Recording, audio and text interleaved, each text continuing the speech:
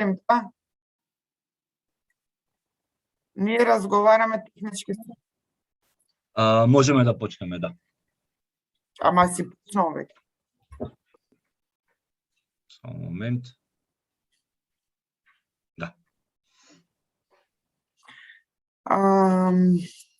Okay. So hello everyone. Good afternoon, good evening, good morning, depending on whoever of you in the Zoom room or on the live stream is right now. Our poor speaker is based in Tokyo, so it's almost midnight for him. So on that note, let me announce that today's seminar is going to be a bit shorter than our usual length. It's usually an hour and a half. Sometimes we go past that hour and a half if the discussion leads us beyond it. But today we will have to keep within that time frame and even actually shrink it, having in mind the time zone our speaker is in right now. Okay, before presenting Professor Sekulovski, let me just present briefly the host of this event, the School of Materialist Research. It is an education and research collective that runs intensive study courses, open seminars such as this one, special programs such as the one on architecture that the University of Vienna is organizing next month, research initiatives that are underway, and we will announce them soon, that address the materialisms running through contemporary science, philosophy, art, mathematics, design, architecture, and politics.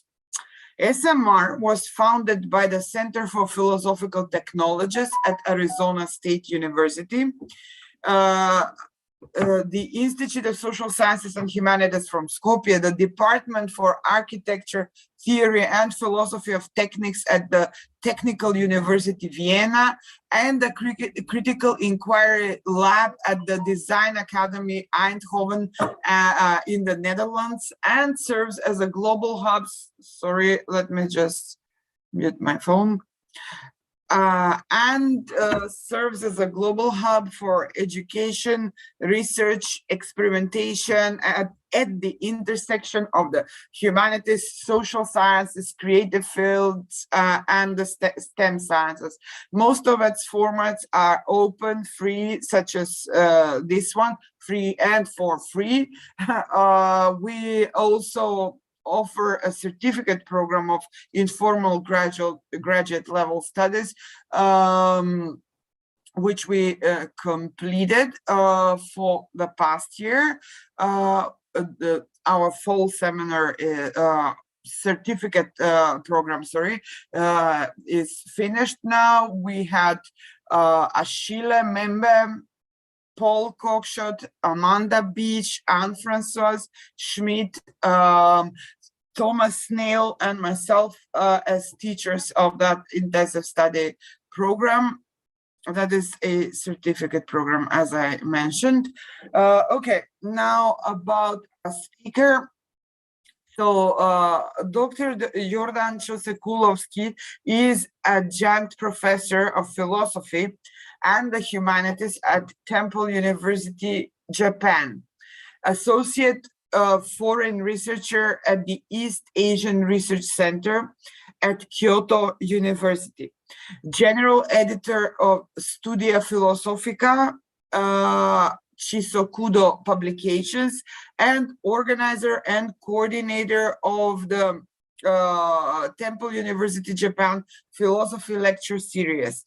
He received a PhD in philosophy from Paris 10 University under the supervision of Francois Laruelle, and he is the author of the monograph Postures and Posture et Pratique de l'Homme, Libéralisme, philosophie non standard et pensée japonaise, published in postures and practices of the man or human, liberalism, philosophy, non-standard philosophy, and the Japanese thought, published in 2013. For more information, you can visit his website or his Twitter handle. They're displayed on the website of the School of Materialist Research, where this series of seminars is announced. The topic of his talk today is the immanent, the generic, and the transhuman, a non-standard approach. I won't read the abstract, not to take of his time, because as I said at the beginning, it's limited. Jordanco will present his argument, so I guess reading the abstract would be superfluous at this point. So I give the floor to you, Jordanco, and when you need to share the screen, if you need assistance, you address my colleague Rista here. Thank you, Katerina. It's so nice to be able to hear my name pronounced properly, which doesn't happen too often, as we all know. So I gotta really thank Katerina for making this possible. Actually, if we go down the memory lane, Katerina is responsible for my first meeting with François Laruelle, which took place, if I recall, 2001. That's like 21 years ago, in Skopje, at the same institute where Katerina invited Laruelle in Skopje, in Macedonia. It's actually not the same institute. It dissolved the previous one, but the group of people that you know from there has moved to the new institution, which was founded by the ministry in 2011. So it's kind of, the same, but not quite. So just a minor correction. This only speaks of my absence, because as I know. I've been kept up by François. So so it's been 22 years that I've been involved with my interest, generally speaking, with François Laruelle's work. A few years later, after finishing my undergrad studies in Skopje, I got a scholarship from the French government and got the opportunity to go and study and work with Laruelle in person, doing my master's and then PhD for about a decade.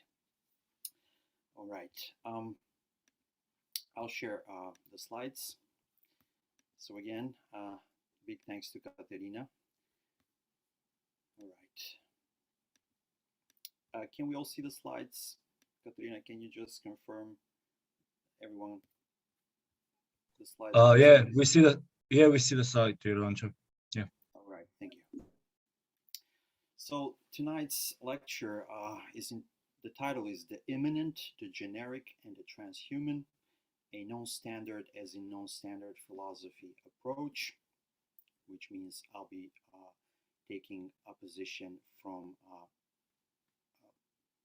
standing from Laruelle's work on the matter, and immanence, generic knowledge, generic sciences are part of Laruelle's work, and the transhuman as in transhumanist thought, and we'll also touch upon posthumanism will be the comparison point, so to speak. All right, let's get started. So I have divided this talk equally in those parts as immanent, generic, and transhuman. But first, I would like to start where non-standard philosophy and all philosophy, so to speak, begins, which is with the real. All right, so the real, le réel in French. Now, as we all know, I know some of you, and I know you're familiar with Laruelle's work, and for those who are not, if any, I'll try to explain things in greater detail as we move forward. So philosophy is fashioned, and this is one of the oldest ideas that Laruelle begins working on while establishing what we now know as known philosophy, or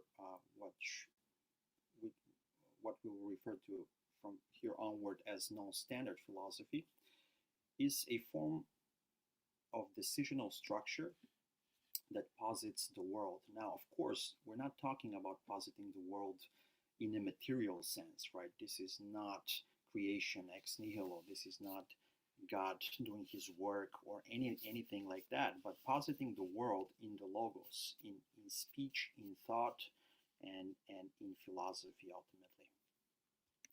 So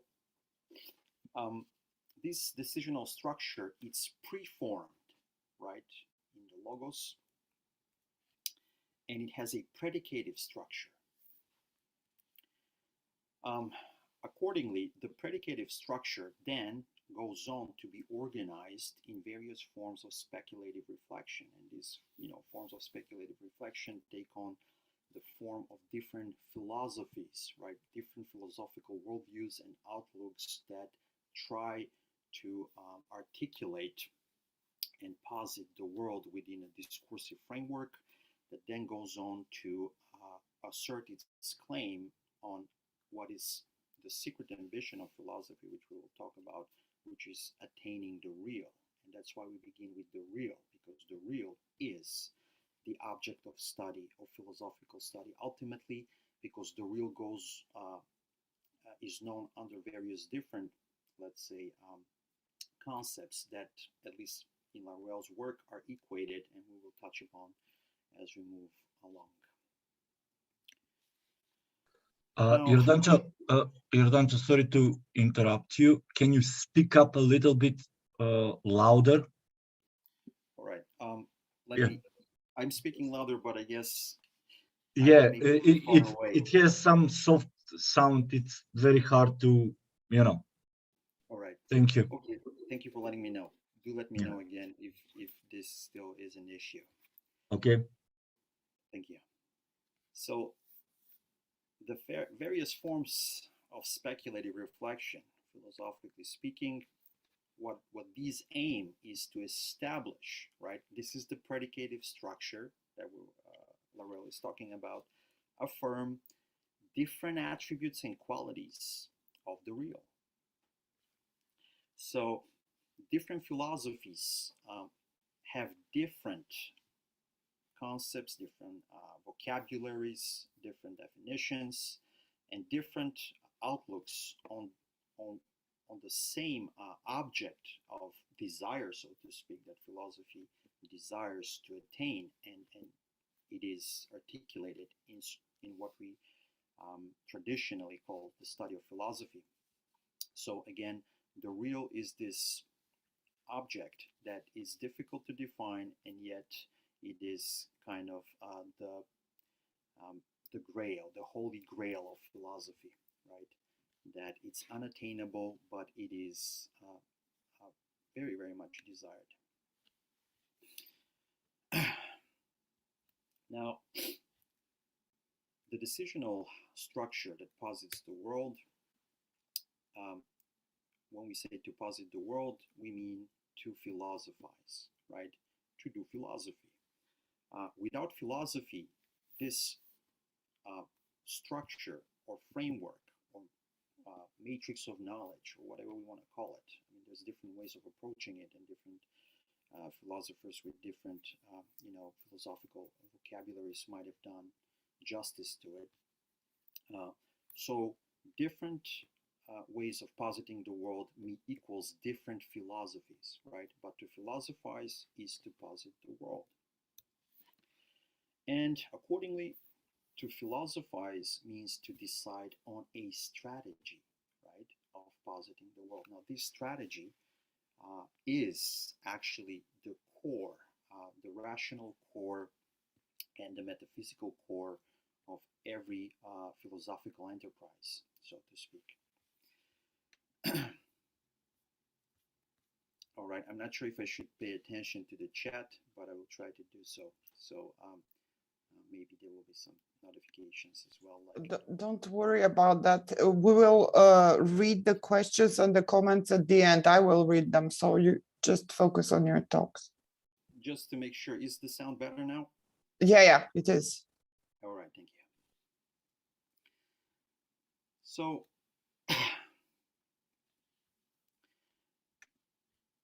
now, ultimately, all philosophical posturing is an operation of transcendence, right? That believes in a possibility of a unitary discourse, right? Of the real again. Now, the unitary discourse would be something akin to a theory of everything, right? In a way that philosophy can articulate and unify all these philosophical branches, right? All these philosophical streams and torrents that kind of flow into this main discourse, right? Which is that of philosophical transcendence, and assuming again that the real is this holy grail that again it's so elusive. It's elusive to philosophy itself, although philosophy claims to be able to attain it. It's elusive to thought, right? It can be encapsulated in thought. I mean, there are different conditions under which this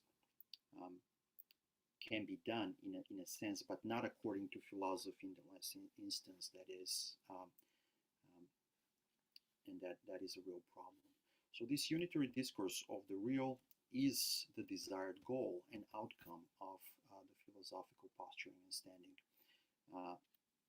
throughout all these centuries since philosophy has came onto the scene in this format that we are actually still perpetuating and articulating through academia, through various forms of writing and practice. All right. So going back to what it means to philosophize or to choose on a strategy, right?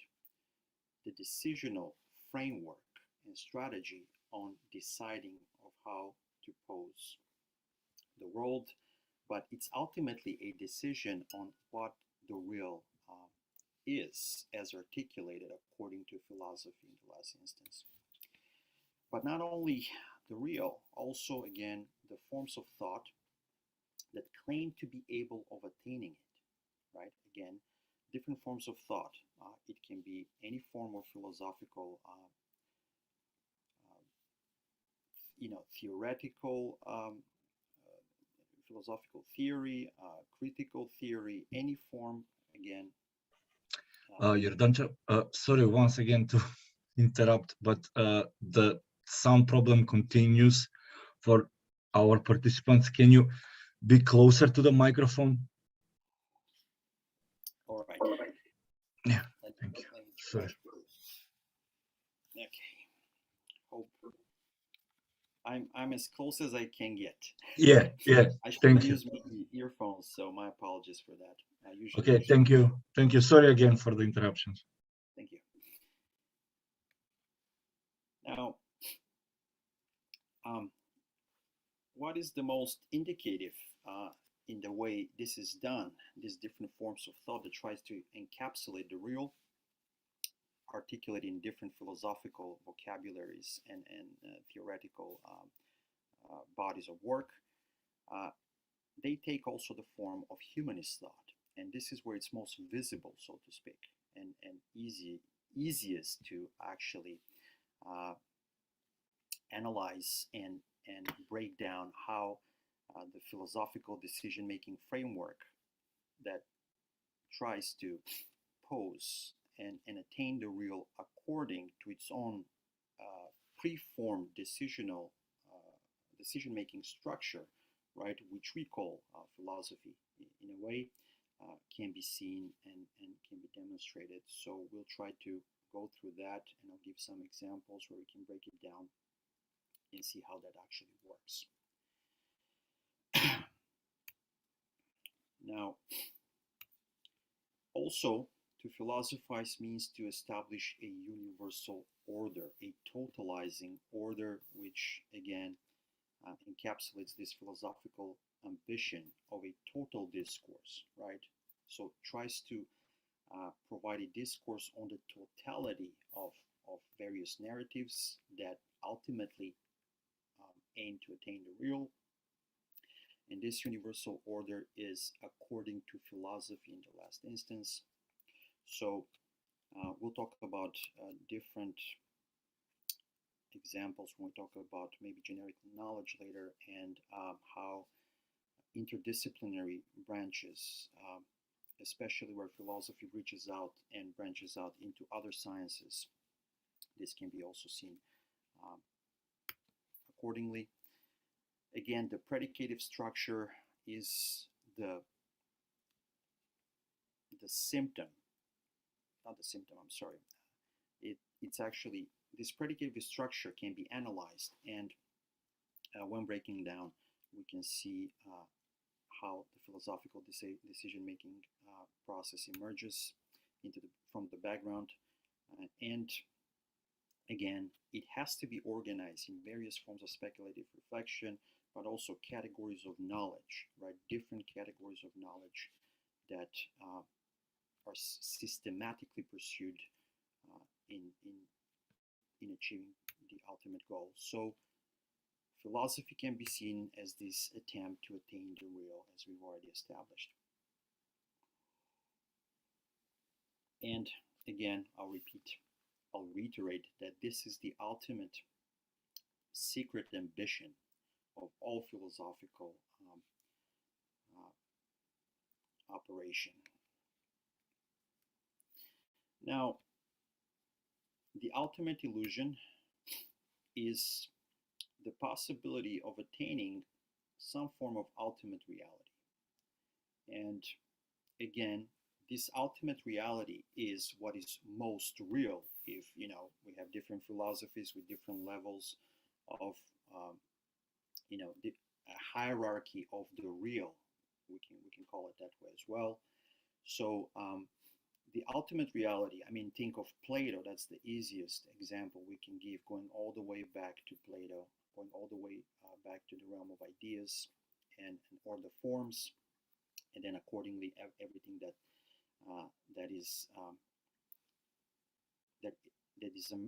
emerges out of that, let's say, ultimate reality that most students study in history or philosophy class courses, and Plato is probably the most well-known philosopher, and the one that actually set up the framework in the current form, the way philosophy operates as a whole. So ultimate reality, or again, we have the real. So what is this real, right? Now, real is a non-conceptual first term. At least that's how Laruelle sees it.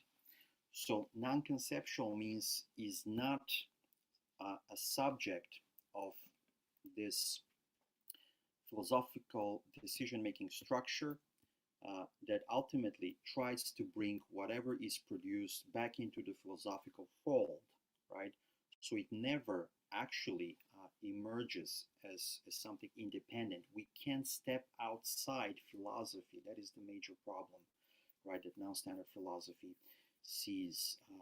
It is not difficult. It's next to impossible to step outside philosophy, to step outside language, if you will, and actually observe, just like it's impossible to step outside the correlation between, in a sense, being and thought, although that is a different discussion, also can be part of a non-philosophical analysis.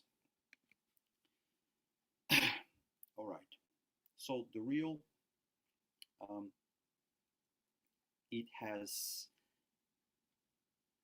within non-standard philosophy, is something that posits a non-metaphysical primacy over thought. So all forms of metaphysics are to be disbanded and kind of eliminated in the process.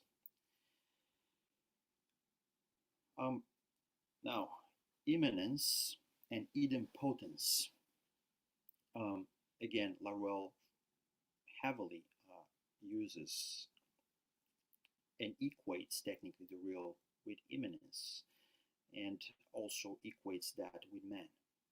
Now, idempotence, that's something that it's part of mathematics. I'm not a mathematician, so I'm going to try to, give Laruelle's perspective on this rather than talk about mathematics. But the operation of idempotence is very important in the process of creation of generic knowledge, which will be the next the next thing we'll be discussing after this. All right, so non-standard philosophy operates in defiance of the philosophical belief in the possibility of any form of unitary discourse of or on the real. So non-standard philosophy equates, as I mentioned, the real with immanence. And also, Laruelle uses homme, or as it's translated in English, man. We have real equals man equals immanence. Or réel, homme, immanence. Now, immanence or real becomes radical immanence, right? And that goes back to Michel Henry. So, where Laruelle draws the inspiration for approaching, let's say, the concept of immanence in the way he does. Although he's more radical than Michel Henry, but in any way, we have to give credit where credit is due, and that is definitely Michel Henry.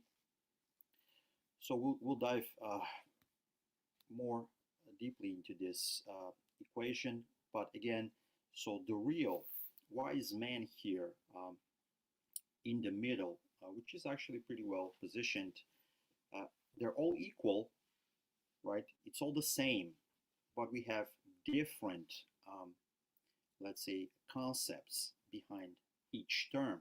And man here does not refer to a biological denominator, right? It's not a biological human being. That's not what man is here, right? So in this sense, man is the sole infrastructure of the real that's accessible to us, right? And that we know of. So it has to go through man, and always what non-standard philosophy tries to achieve is to have it, in the last instance, to be according to the real, not according to philosophy. But if it's according to the real, then it's according to immanence or radical immanence, or according to man or man in person, Homme-en-personne. Now in French, man in person, personne, has kind of its double-edged sword, means a person, but it also means nobody or nowhere to be found, right? And this playfulness with words, it's something that Laruelle often does, and it's very creative, and it's done for a reason. So the equal sign signifies an operation of idempotency. So I'm sure most of you know what that means, but for those who don't, I'm just going to give the breakdown of the etymological meaning of the components of the word idem and potent. So idem means the same, and potent means power. They're of the same power, right? And again, in non-standard philosophy, when we talk about the real, these are interchangeable. And again, man is not a biological substrate. It's not biological denominator, right? It does not refer to biology, but it refers to immanence. So what is an operation of idempotency? Literally, as we outlined with the etymological breakdown of the word, it is the quality of having the same power. These are all equal, right? They all stand for the same thing. Thing is not a good word, but again, I think you know what I mean. So when applied to itself under a given binary operation, it equals itself. Now this is really important to understand, because as we move on through generic sciences and knowledge, and then we talk about transhumanism and posthumanism from a philosophical perspective, and then analyzed through the lenses that we are trying to establish here, like a working framework to do that analysis, this becomes crucial. And this is one of the probably easiest explanations, but also the hardest thing to grasp when it comes to Laruelle's work, is to understand what real man in immanence, or radical immanence, actually designate, so to speak. So here's how we can represent an operation of idempotency. The triangle, or the delta symbol, right, that refers to either real man, man in person, or radical immanence. Now, the numerical factors, right, the denominator, 1, 2, 3, these are the philosophical operations, right? And we're going to flip the script later when we get there. So first, I'll talk about non-standard philosophy here, and then later we'll flip it out the other way around, and we'll talk about the philosophical operation behind it. So, for example, in mathematics, as part of set theory, a similar equation looks as follows.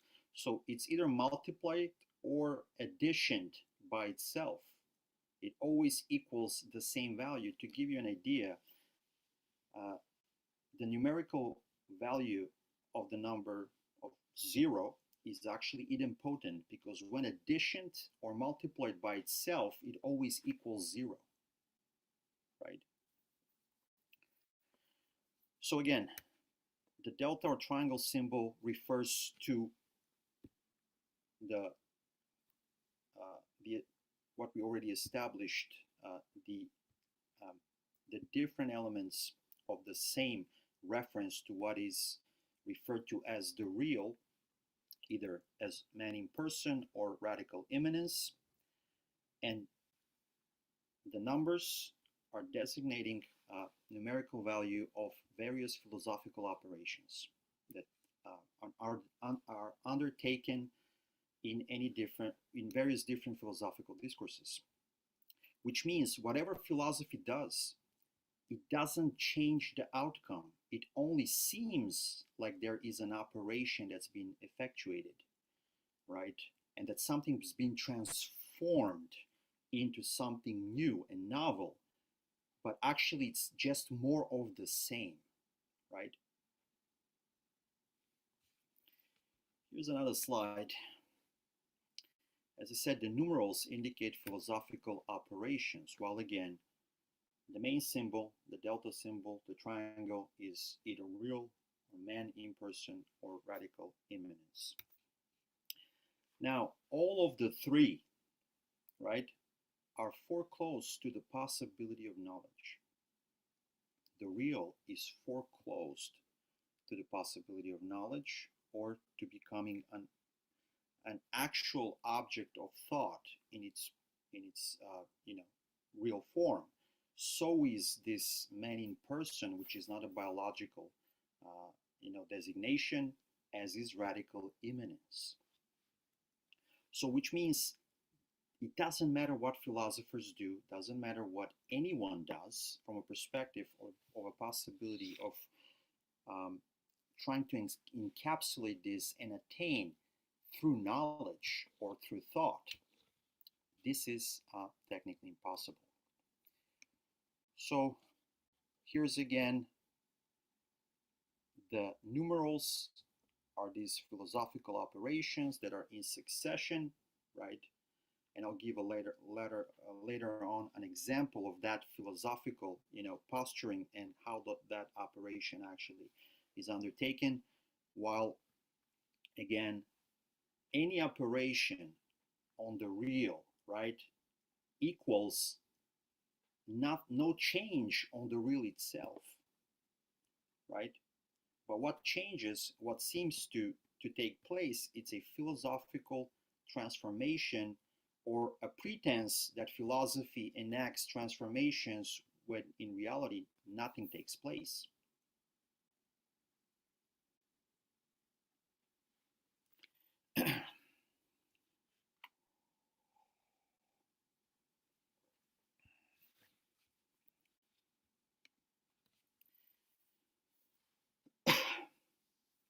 Now, in opposition to immanence, we have, well, usually the doublet is transcendence, immanence. In Western tradition, the concept of being is conceptualized as outwardness, right? Or a point of externality. A good example of this would be Heideggerian ontology. Now, on the other hand, immanence, as far as we can think of immanence, this means exclusion of all forms of externality or exteriority. There is no exterior to immanence. What there is, instead, there's a transcendental horizon, right? And it's, again, this is speculative, right? This is not something that actually exists, but it exists in thought. There is a transcendental horizon where philosophy operates on and renders things visible to thought, right? So it does not render things visible in a material sense again, it renders things visible in thought. So existence, life, all those categories become visible on that transcendental horizon. So we have exterior and exclusion of this exteriority. That is as far as we can think of immanence. So immanence, it's again foreclosed to thought. So consequently, if we want to keep on with this assumption, how far we can take thinking, the thought process on immanence, then it's the absence of this transcendental horizon. Again, it's a posture in thought, right? Another way to conceptualize philosophy is pensée monde, which means thought world, right? It is the world encapsulated in thought. And everything becomes visible on this transcendental horizon we call the world, and it is philosophy that renders the world possible. So when Marx said, without philosophy nothing can be accomplished, well, this is pretty much what he probably had in mind. I mean, not like Laruelle, but to an extent, we cannot posit anything without using philosophy.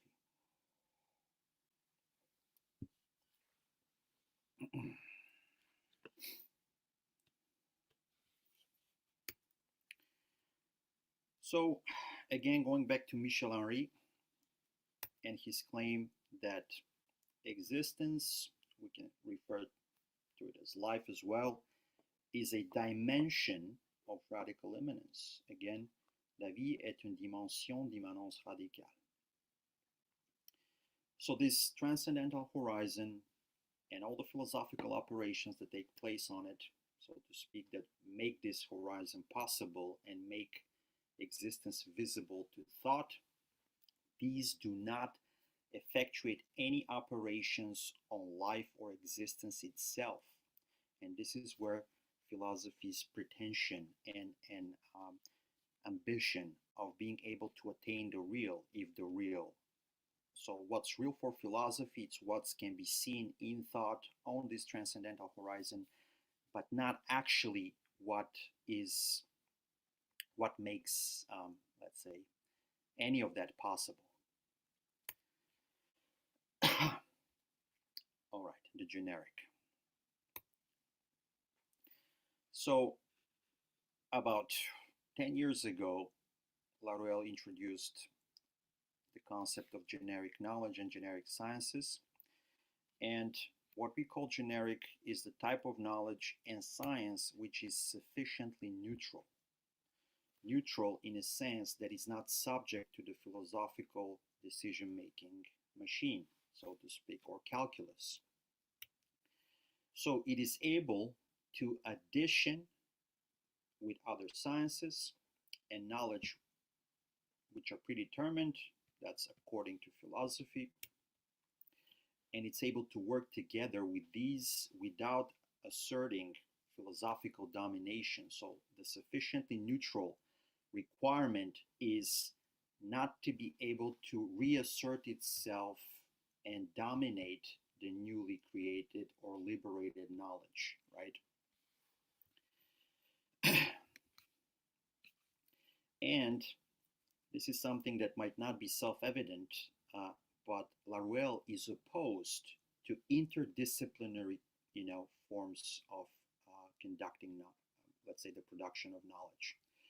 So interdisciplinarity is just one of the philosophical, let's say, categories of knowledge, the way philosophy expands and extends into new disciplines, right? So even in philosophy is not in the name, if we have, I don't know, neurocognitive psychology, right? There is still a philosophical backing behind it. So genericity can be defined as knowledge that additions itself to an already established science, right? Or some kind of form of knowledge. The aim of generic knowledge is to free pre-established, preconditioned knowledge from its limitations, which are imposed by a self-sufficient practice of philosophy. And this is transformative, right? In a way that it does not subjugate the liberated form of knowledge, again, according to philosophy or according to this self-sufficient, self-perpetuating practice of philosophy, where it's always, Laruelle used to say when, as I said, I spent a lot of time with him in a classroom in Paris, that philosophy always acts twice, right? Once, where it enacts an operation either to liberate or to extend itself, and then the second time is to bring it back into the philosophical fold, so to determine it according to its own philosophical decisional structure. And this is the problem with most philosophies and also most critical theories, because they always end up repeating the same mistake. Laruelle says that technically we can see two planes of operation. The first, traditionally, philosophy would be operating on what he refers to as empirico-transcendental set of operations, and then all the postmodern critique and all that kind of theories, they're in the real transcendental domain. So we have empirical transcendental and real transcendental, always in a doublet, and always repeating the same mistake. So what are we trying to achieve? According to non-standard philosophy, the goal is non-epistemological redistribution of operators known as generic knowledge. So if you think about an enclosed system like an economy of knowledge, let's borrow a term that Foucault uses. And in this economy of knowledge, knowledge is stratified, and there's a hierarchy according to which knowledge is valued, right? So if you have Plato or Heidegger or Kant, and let's say some kind of, you know, an easier before I go there, maybe an easier analogy would be like generic medicine and, you know, famous established brand medicine. They do the same thing, but without the added value, right? That the brand name uses. So it's not the same, but this is just a simple analogy to kind of, you know, make it simplified. Laruelle is saying that within this enclosed system or economy of knowledge, we are to hijack brand name knowledge and then turn it into a generic knowledge so that it can be used without being and disarm it in a sense that it cannot be you know, brought back into the philosophical fold. So the goal is to transform established forms of knowledge without being affected by a self-positioning and self-sufficient structure, which is philosophy.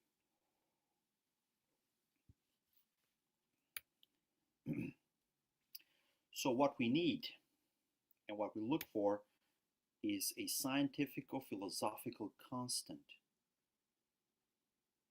Now, Laruelle talked about, when he talks about generic sciences and generic knowledge, he extends that to, you know, actual applied sciences or primary sciences that have their objects of study, and then philosophy, which pretends to be science, but it's not a real science, right? Because what is the study of what is the object of study of philosophy again? Well, ultimately is the, you know, the goal to attain the real. Well, that's not, you know, a real object of study in the same way, you know, applied sciences have their objects of study. So again, within the framework of these philosophical operators that we talked about earlier, we need, in order to liberate knowledge without making it subject to new philosophical domination and reinterpretation so that it can be brought back into the fold, we need this generic constant. Now, ultimately, this is not the same thing, but man in person is this, you know, ultimate generic constant. So this is the necessary condition for the establishment of any form of rigorous human sciences. And what I did not say earlier, which I should have done, is that no standard philosophy is a science of philosophy, or is positioned to be in this role. So the aim of non-standard philosophy is not to perpetuate philosophical posturing, is not to negate philosophy, right? Non-standard philosophy needs philosophy, because without what philosophy does, right, besides positing the world and creating a decisional structure on deciding on different strategies on posing the world, it also creates a philosophable matter, right? All these philosophical concepts and vocabularies and ideas and axioms and theorems, that's all done by philosophy, right? So Laruelle was clear about that we need philosophy. We can't get rid of philosophy. That's not possible, right? But what we can do is liberate portions, aspects, elements of philosophy so that we can produce new forms of knowledge which are not ultimately, in the last instance, determined by this prior framework of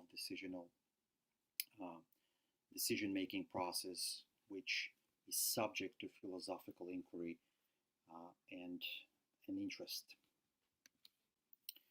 All right, I see we're almost out of time. I thought I'm going to be shorter, but here we are. So this is the last part. Now let's move on to the transhumanist and posthumanist aspect of comparison here. First few,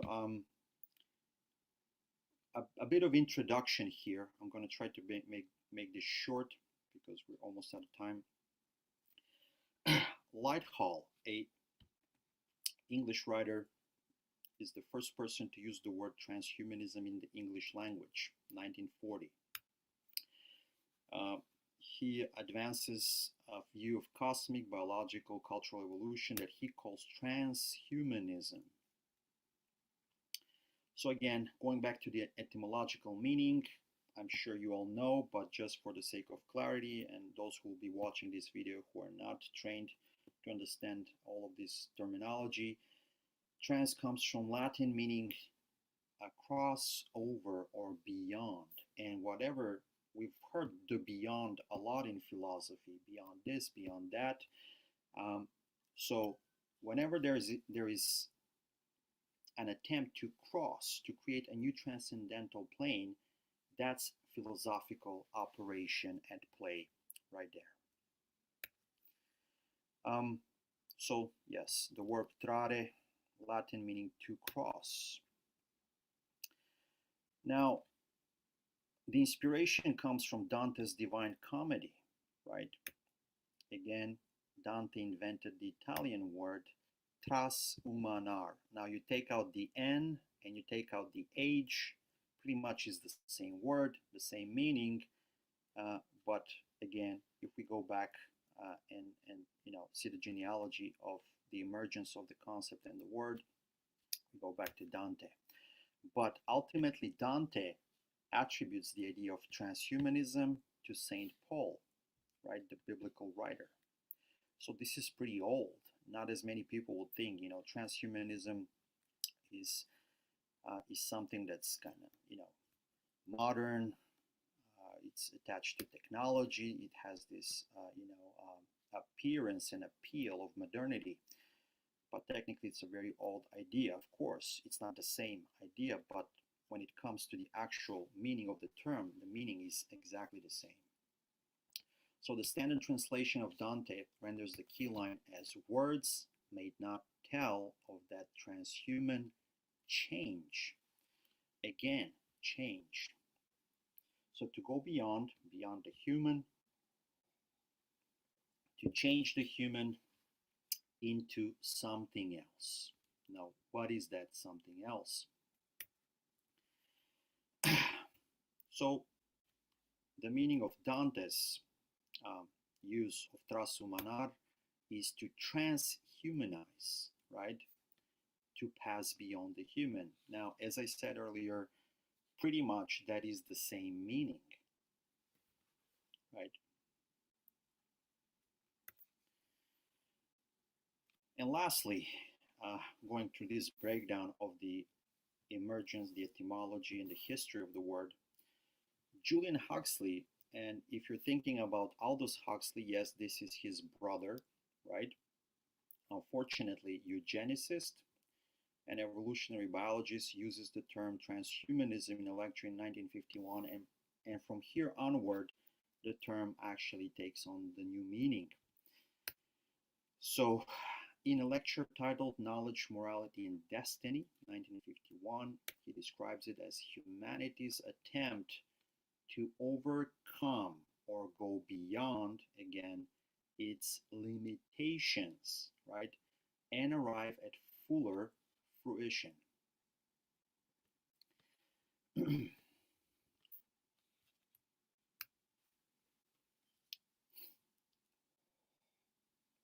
If we look at figures like Nick Bostrom, right, the Oxford philosopher who was actually originally from Sweden, and that bunch of transhumanists. Today, transhumanism is defined pretty much, it's an international intellectual and cultural movement, so it's all encompassing. It's in academia, it's in politics, it's in business, it's in technology, it's in medicine, it's everywhere.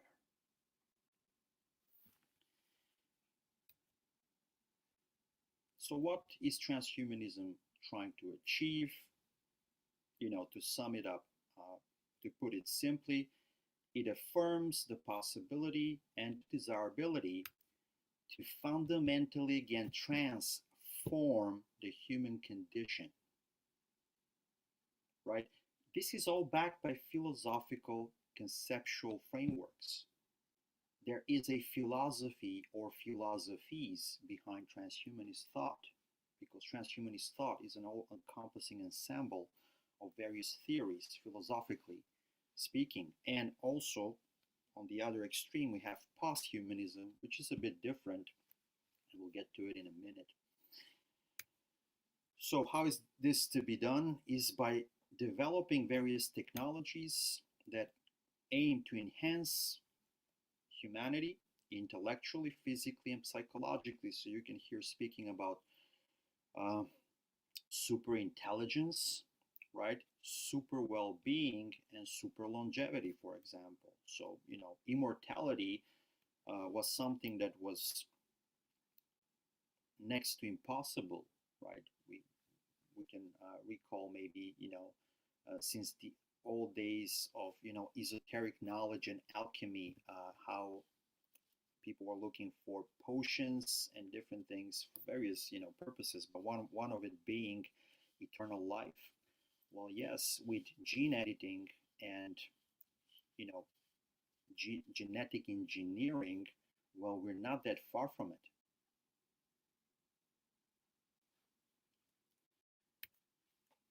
So the idea is to overcome fundamental human limitations, right? Well, the question is again, according to whom? According to whom and according to what in the last instance? So who gets to decide what are these human limitations and why is there a rush or a need to overcome anything? I mean, we can talk about this, in all different ways, and there'll be positive and negative aspects to it, but now we're just focusing on the philosophical framework behind this. So predicts human beings eventually will be able to transform into posthuman. So there is this new concept of the posthuman, right? Now, if we go back again to Dante, so the way he puts it is to transhumanize, to pass beyond the human into something else, and here we have the posthuman. Now, human, transhuman, and posthuman are just different speculative images of man, right? Deployed and employed by philosophy and philosophical thinking. So what ultimately philosophical discourse achieves, various philosophical discourses achieve, is to produce different speculative imagery of man, right? And this man, well, in philosophy, it can be biological entity, it can be very, refers to the material substrate of what makes us human, but it's not the same thing as man or man in person, the way Laruelle speaks of, right? Which we, talked about earlier. Posthuman can be defined as a hypothetical, again, it's something that does not exist yet, future being, right? So there's a lot of speculative imagery being peddled around, from science fiction, cinema, comics, entertainment, literature, you name it. But this is, something that's really present in different settings. Now, there is a confusion about these terms. Transhumanism, as in an ensemble, right, philosophical ensemble of thought, and posthumanism. So we already explained the transhuman. Post, we all know, again, for the sake of clarity, I know everybody knows what post means, but just again, for those who don't, who will be watching this maybe on YouTube, is a word forming element that means what comes after. So again, the posthuman concept, it's what comes after, human, whatever human means now, but it also is used to position a discourse as a form of critique, right? We all know that as well. So postmodernism or postmodernity is also a critique, not only what comes after, but is a critique of what it comes after. And this critique is usually successful at going halfway, according to Laruelle. Again, most postmodernist critique, gets stuck in the doublet real transcendental, unlike most, traditional philosophy, which is stuck in the empirical transcendental domain. In this vein, posthumanism then is positioned as a form of postmodernist critique, right? So the difference with transhumanism, what is the difference, right? Well, transhumanism is a form of humanism, while posthumanism is not. If anything, posthumanism is anti-humanist.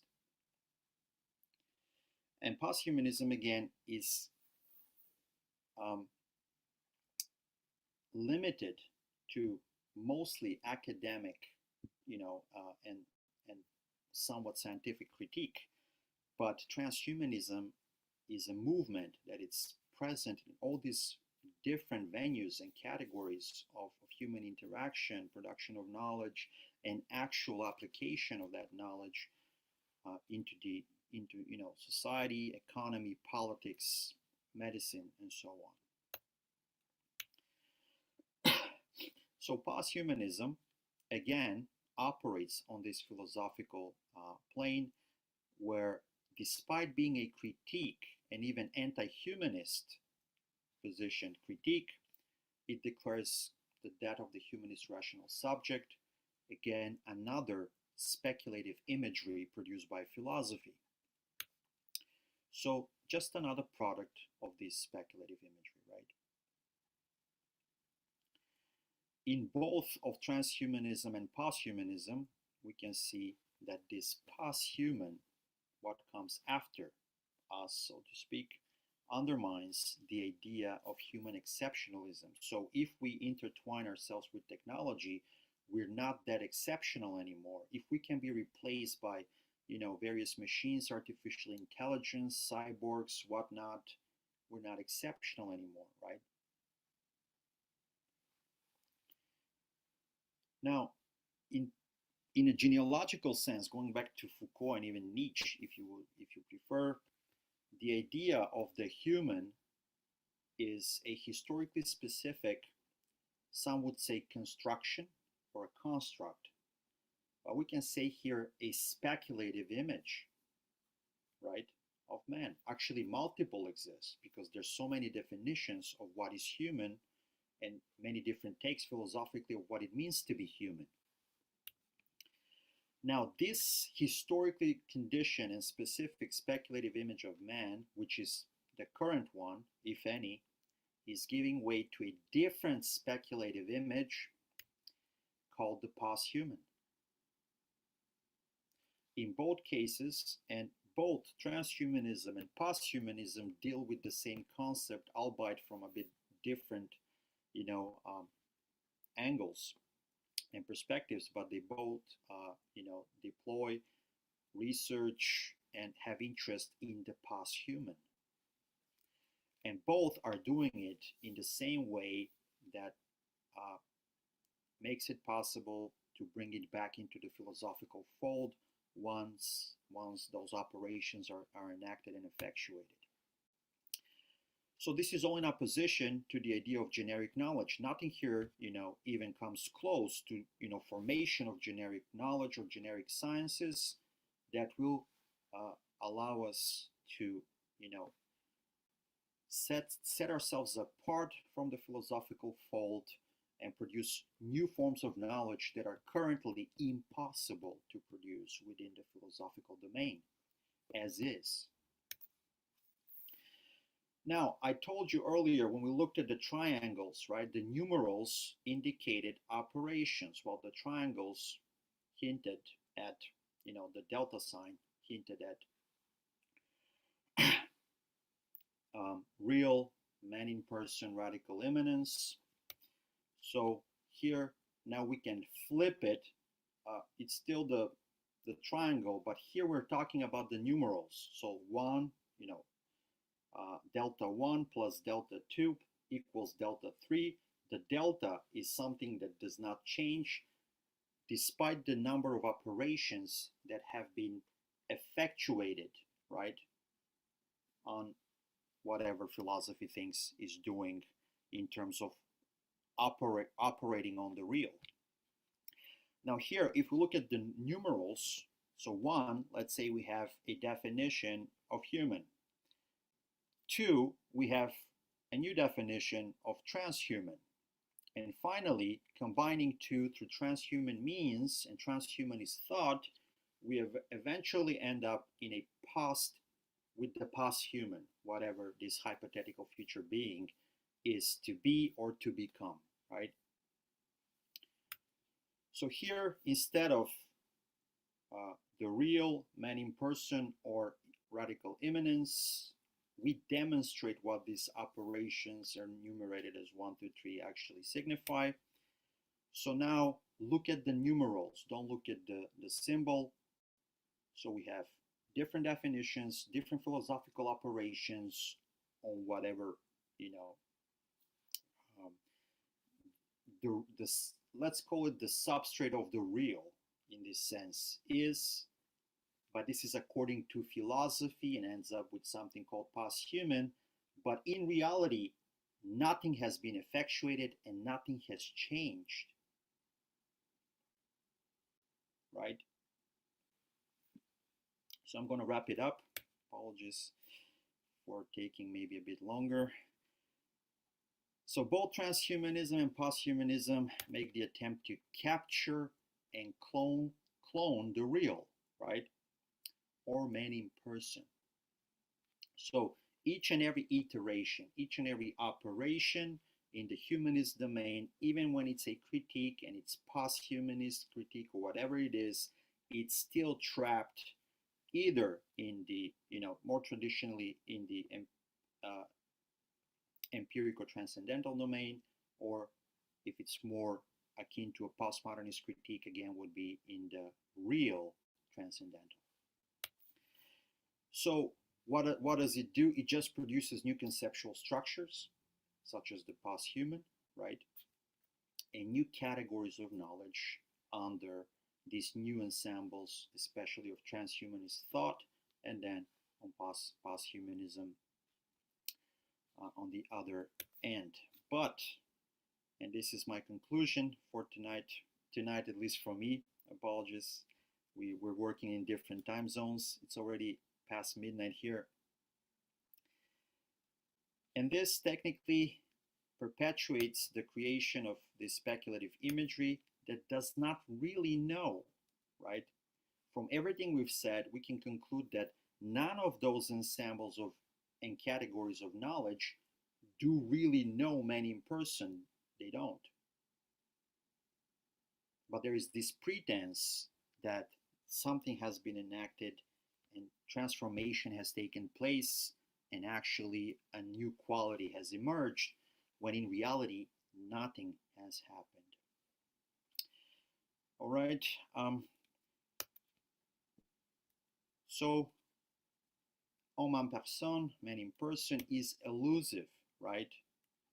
So remains a stranger to the ensemble of knowledge or sciences, and in this particular case, the human sciences, and totality of thought as a whole.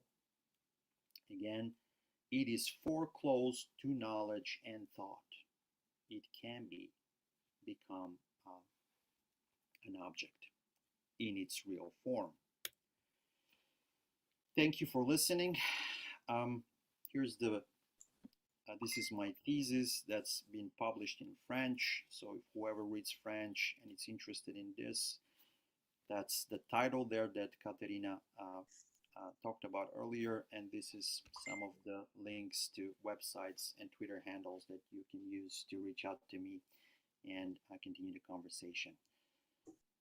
All right. Thanks, Jordanco. This was wonderful, so neat and clear and elegant. Thanks again for the brilliant presentation. Okay, I'll open the discussion now. So anybody who's in the Zoom room, preferably raise your hand in the reactions area, or just physically raise your hand like Martin. Okay, Martin. Okay, so I'll give the floor to Martin now. Or you can, wave like Martin. So both work. Martin, you're muted. You're muted. We can't hear you. Thank you for this talk, Jordanco. I stumbled upon it when I saw Katerina's notice on Facebook. I'm very interested in a number of these issues. So I have a statement and then a question. The statement is that I thought it was really interesting that you connected the problem of concepts like immanence, which is something I'm very interested in these days from a historical perspective, to mathematics, and specifically to the image of thought, which seems to be connected to the equal sign in mathematics. And I thought that was really interesting. But I want to go back to this notion of generic in terms of methodology.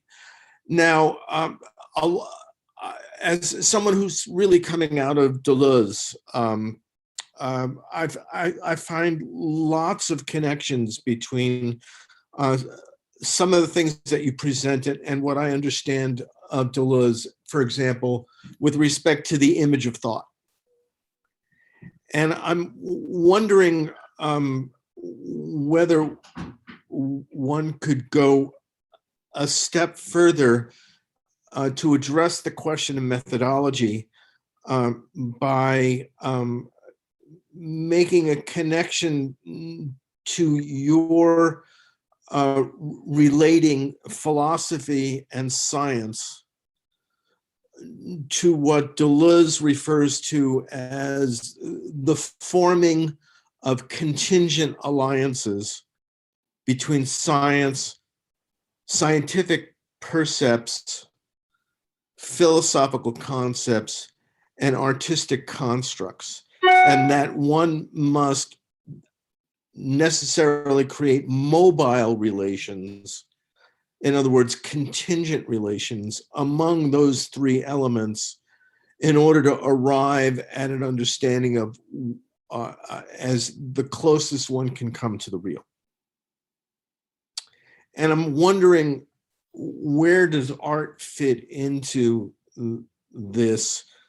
And would you extend it to art in order to fix this methodology as something that does not attempt totalities, but attempts contingent alliances? Thank you for the comment and question, Dr. Martin. So speaking of art,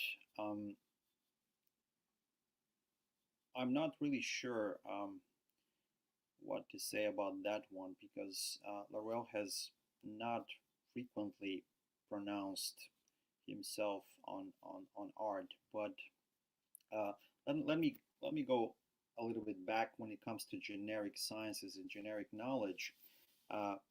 First thing, we do not equate science and philosophy. In a sense, philosophy is inferior to applied science because it does not really have an object, so to speak. Laruelle calls this, we have like primary sciences, like mathematics, physics, and so on. And then we have philosophy. Philosophy is like a wannabe. It's wannabe a science. It wants to be a real science, but it's not. So it pretends to be a science. In extension to his work on generic knowledge, technically, he dwells and actually kind of gets lost even into the domain of quantum physics, but not to kind of draw parallels or to, in a fashionable way use concepts that quantum physics use, but technically it's the rational core of this scientific discipline, which has its own proper object of study. And in a sense, what Laruelle advocates is to get rid of the rational core of philosophy, which is metaphysics, and transplant the rational core of like disciplines such as quantum physics with, this is a really, I don't know if this makes any sense at this, with this little information we're providing right now, but basically that's what he's trying to attempt, at least in his latter work in the past decade, is to transplant, let's say, such rational core and supplant and substitute the metaphysical core of philosophy. So technically, in the last instance, again, to not be able for something to be determined according to philosophy. And when it comes to Deleuze, again, even though Deleuze and Derrida were actually close friends of Laruelle, right? He was the youngest among them, and these three got together frequently in his apartment, and they had discussions on all sorts of topics. So Deleuze even mentions Laruelle and says that he is the most radical among us, right? And again, what I said earlier is that the most of the postmodern deconstructivist in general sense, not just Derridian sense, let's say movement, and Deleuze would be somewhat part of that as well, does not go the extra mile, right? It still brings it back into the philosophical fold in the last instance, and whatever's being produced is determined by philosophy in the last instance. And this is where everything, according to Laruelle, all of these attempts, well, technically they fail, right? So I would give, I apologize, it's after midnight and I'm not in my best, focus right now. So if you would like, I'll think about your question regarding art, and maybe I can follow up in an email or something in a different. Well, let me just follow up with just one point. You seem to imply with what you just said that there is a hierarchy of knowledge and that science is above philosophy in the way that you presented it just now. And it seemed, though, to begin with, that your presentation was against totality, because totality is part and parcel with the image of thought. So that's why I wanted to bring in this notion of the contingency of mobile relations when addressing a particular problem of the real. Mm-hmm. And so I'm still not sure, but I would also like to express my appreciation, because this notion of generic was very well presented and actually enabled me to enter into the work of Anne-Francoise Schmidt's work, who I was introduced to by Katerina through this organization. And I really appreciated that, because that really enabled me to understand what Anne-Francoise has been doing in a very useful way. And so I wanted to thank you for that.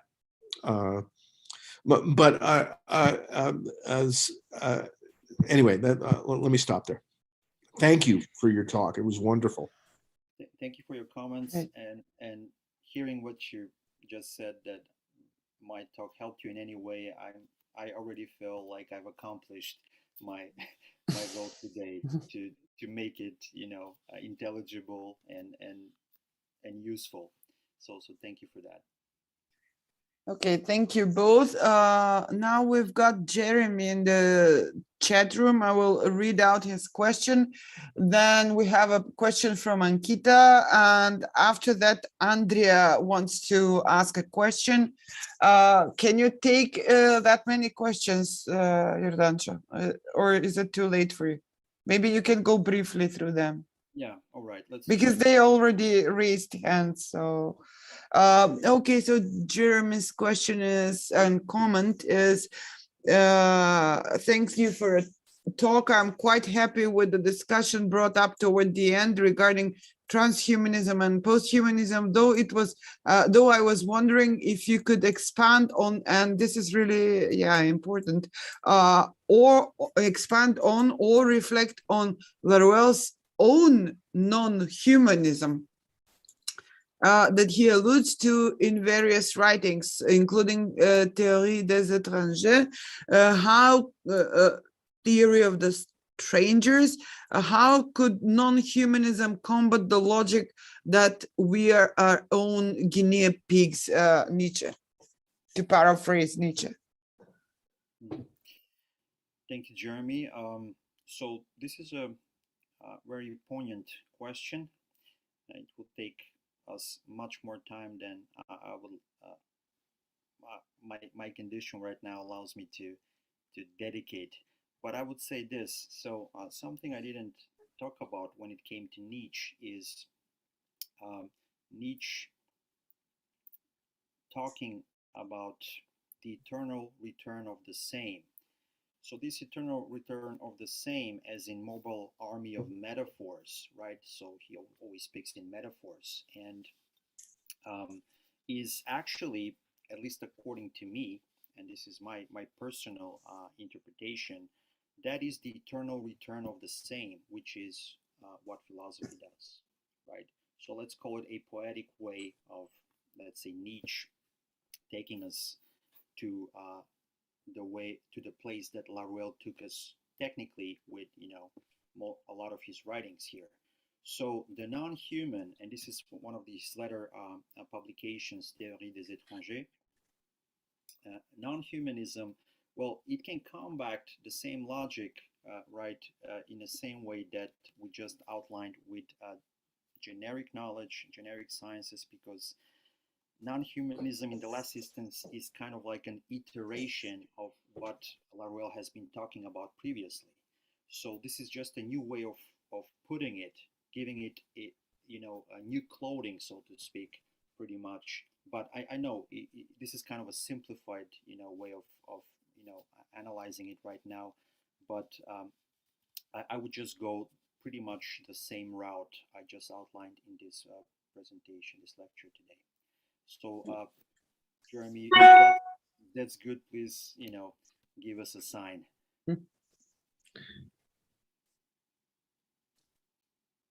Okay. Okay, Ankita wants to ask a question, and then we've got Andrea Kostal, and that would be it for this evening. We will have to wrap it up soon because it's really late there in Japan. Okay, Ankita. Okay, thank you so much, firstly, for this enlightening webinar. So my question is that, is there any difference in the word transhumanism and trans-humanism? Give us more context, like where have you encountered this, I mean, I've recently started, like developing interest in this post-humanism. So while writing this thesis and web seminars, so I was just confused. Is there any difference in that hyphen, trans-humanism, or the word transhumanism?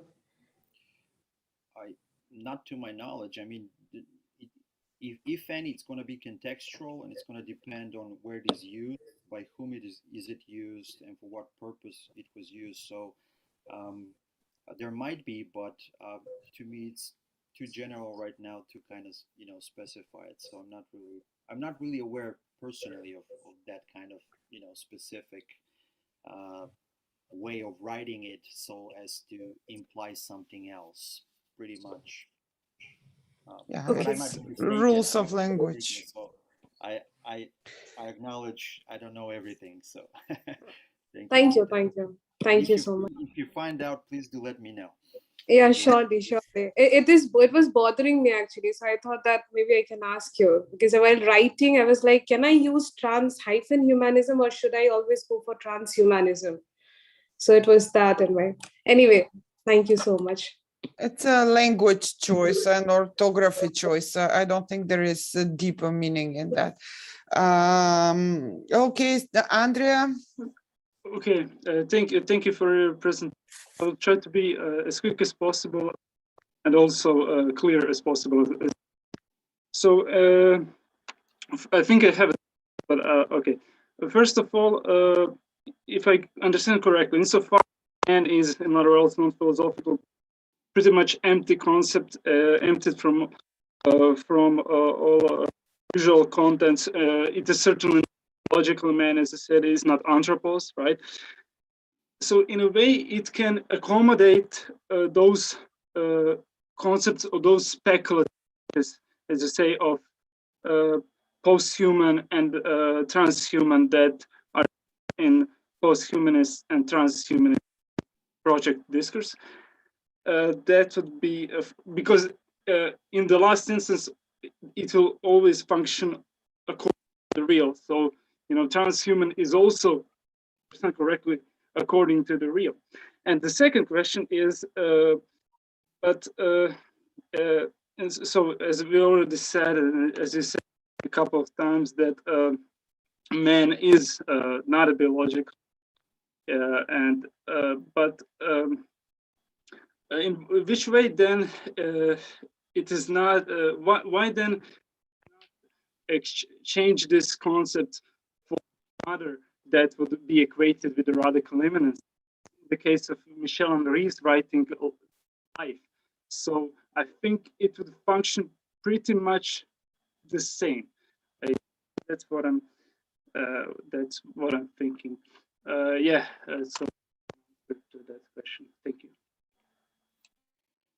Thank you, Andrea. You were kind of cutting out intermittently, so I couldn't hear everything you said. Yeah. Sorry so, for that. Yeah. Can you just Okay. give me a short version of your question? Because it seemed more like a comment than a question. So what would be exactly the question here? Can you just specify that briefly? Man, insofar emptied all the contents that are used, I don't know, anthropology or philosophy, right? Can it be? Is it then not incompatible with some other concepts which can also be equated with the real or radical image, as done as life in Michel project, or even in the case of trans.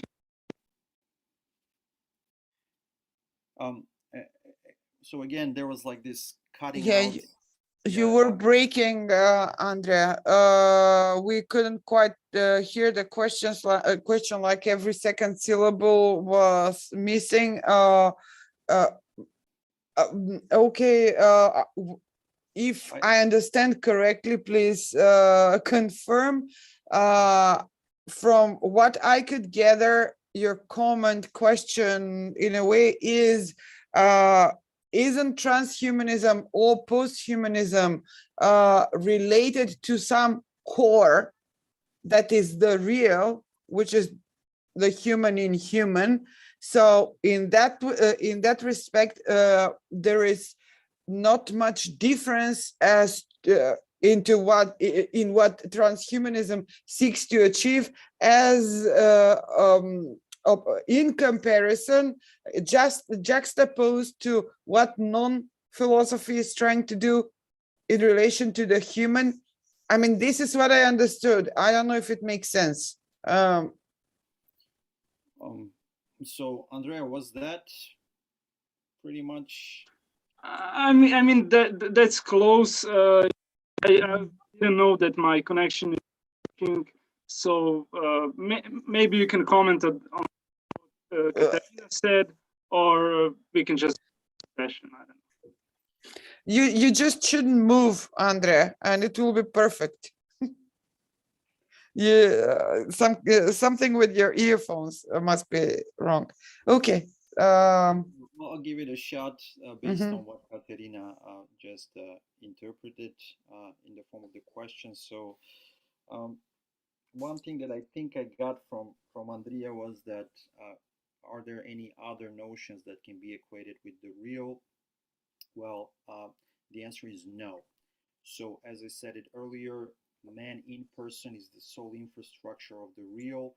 Radical immanence is just one way of, again, referring to the real, and all three are the real, and there is no other real, right? So pretty much, I think that would be the simplest answer to that. When it comes to what Katerina, I kind of lost track there with all these different philosophical, novel categorizations and novel forms of knowledge like transhumanism and posthumanism.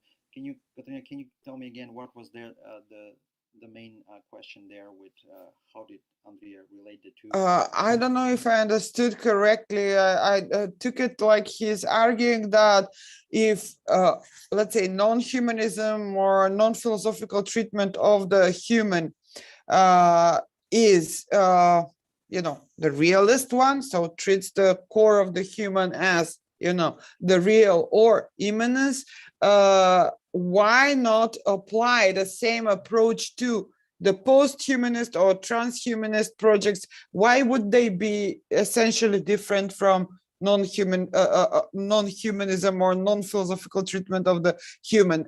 Andrea, I'm just conveying what I understood. Yeah, he can type it. I wrote it, yeah. Yeah. Okay, he wrote the question. Transhuman in person. Well, he says, but what is man in person? It's the real, so it's circular. Can the concept of man in person accommodate a kind of transhuman in person? Yeah. So again, going back to the transcendental horizon, right? Man in person is, so let's put it this way. According to Laruelle, the real cannot be known and cannot be thought.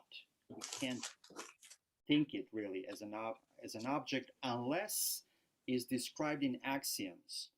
Now these axioms are determined in the last instance as non-philosophical, not as philosophical. Now the transhuman is a philosophical product, and therefore the answer is no.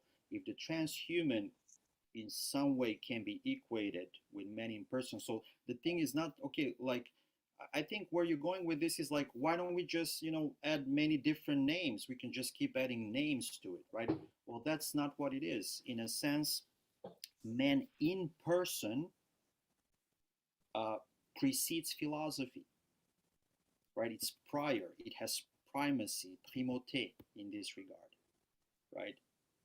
But the transhuman doesn't. So it's a bit difficult. I agree, there's much more to be said. I mean, we can unpack all of this for an entire semester, right? We can go each portion at least a week. So I would like, if there's another possibility we can do it, I'll be glad to do it. So here's a follow-up from Andrea. But man is a philosophical concept. It's also a philosophical.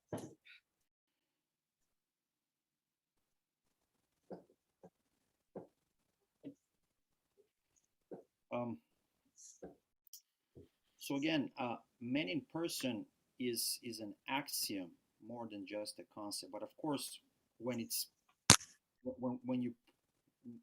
you axiomatize it, right? Already you're creating a transcendental threshold, right? So you're already operating on the terrain of philosophy, so to speak. So then it has to be turned into a generic concept of sort and determined in last instance as non-philosophical.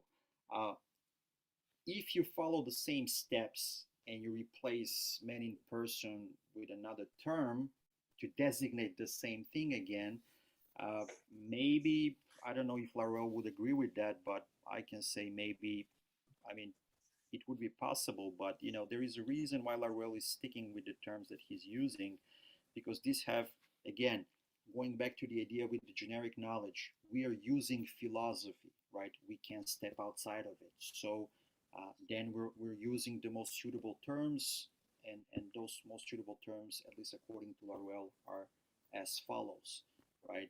So he draws from Michel Henry and maybe other sources as well, but when it comes to immanence, definitely that is the main source, although it's not exactly the same, and he goes further than Michel Henry and other philosophers of immanence. So again, definitely we can discuss this longer. So I would just probably leave this for another time. Okay, great.